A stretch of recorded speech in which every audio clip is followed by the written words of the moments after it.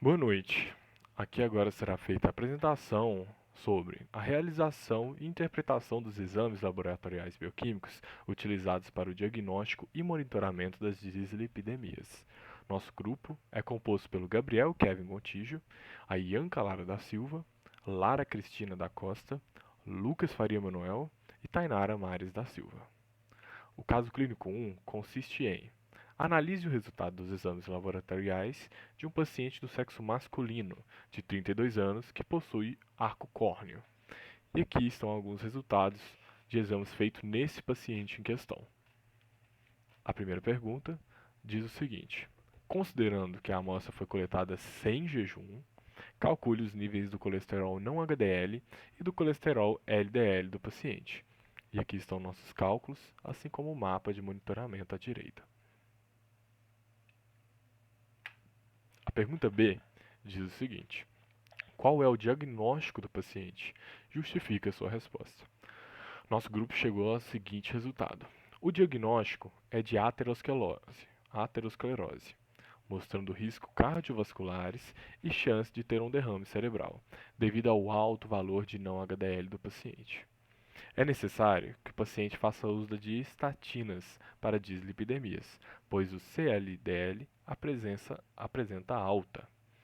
Hipercolesterolemia familiar, devido à presença de arco córneo e CT maior do que 310 mg por decilitro de sangue, que é um dos sintomas característicos.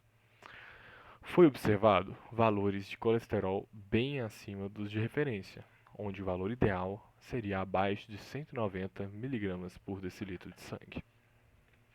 A pergunta C diz o seguinte: explique o mecanismo responsável pela dislipidemia que o paciente possui. E chegamos ao seguinte resultado: o defeito primário da hipercolesterolemia familiar é uma mutação no gene específico do receptor para LDL plasmático. Localizado na superfície das células hepáticas e de outros órgãos, o receptor se liga ao LDL e facilita sua captação, realizada por endocitose mediada pelo próprio receptor. A LDL é degradada nos lisossomos e o colesterol é liberado na célula para uso metabólico. Quando os receptores de LDL são defeituosos, o nível de remoção da LDL do plasma diminui e o nível plasmático da LDL aumenta em proporção inversa ao número de receptores funcionais presentes. E à direita temos um esquema do que foi dito aqui em nossa resposta. A pergunta D diz o seguinte: cite as três principais mutações genéticas que podem ser responsáveis pela dislipidemia que o paciente possui.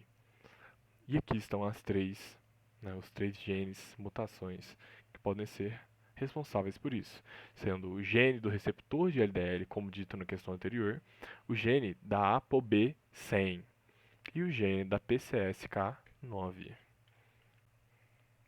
O segundo caso clínico consiste em: analise o resultado dos exames laboratoriais de um paciente do sexo masculino de 56 anos que possui diabetes mellitus tipo 2 e que utiliza metformina e losartana. E aqui estão alguns resultados dos exames do paciente em questão. A primeira pergunta diz o seguinte: considerando que a amostra foi coletada 12 horas de jejum, após 12 horas de jejum, calcule os níveis de colesterol não HDL e do colesterol LDL do paciente. E aqui estão nossos cálculos. A pergunta B diz o seguinte: o paciente possui risco cardiovascular baixo, intermediário, alto ou muito alto? Justifique a sua resposta. Chegamos à seguinte conclusão: o paciente possui risco cardiovascular alto, por ter diabetes mellitus tipo 2, e devido também à sua idade e ao triglicerídeos menor do que 60 ml. A pergunta C diz o seguinte: qual deve ser a intensidade do tratamento hipolipemiante que o paciente deve receber? Justifique a sua resposta. Deve-se dar preferência para o uso da estatina de alta intensidade ou da associação entre ezetimiba e estatina. simvastatina 40 mg ou outra estatina com potência de pelo menos equivalente, ou seja, tratamentos que promovem, em média, redução do LDL-C de pelo menos 50%. A D diz o seguinte: qual deve ser a meta terapêutica do colesterol não HDL e do colesterol LDL para este paciente? Justifique sua resposta. A meta de LDL citoplasmático é a seguinte: deve ser menor do que 70 mg por decilitro de sangue. O tratamento, preferência para o uso de estatina de alta intensidade ou da associação entre ezetimiba e estatina. Tratamentos que promovem, em média, redução do LDL citoplasmático de pelo menos 50%. O não HDL citoplasmático, uma meta secundária que deve ser 30 mg por decilitro acima da meta para o LDL citoplasmático. Assim, a meta do não HDL, deve ser menor do que 100 mg por decilitro de sangue.